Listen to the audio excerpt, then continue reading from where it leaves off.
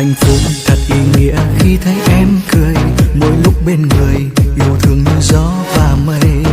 Từng lời nói nguyện yêu mãi, yêu đến bất tận, thật đẹp biết bao, dấu yêu mong làm sao.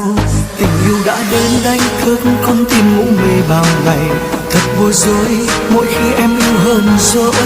Và ngày em đến xua tan màn đêm băng giá ưu phiền, cho tim anh tôi không lẻ loi. Từng ngày anh vẫn luôn mong chờ em cuối con đường, nụ hôn bất ngờ cho nhau ánh mắt mộng mơ.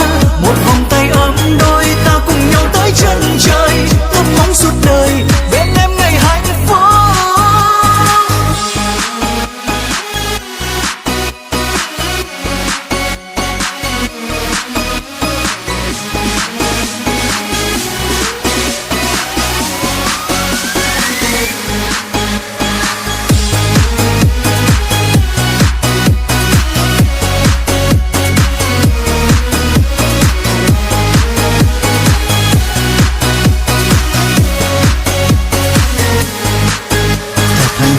Thật ý nghĩa khi thấy em cười, mỗi lúc bên người yêu thương như gió và mây.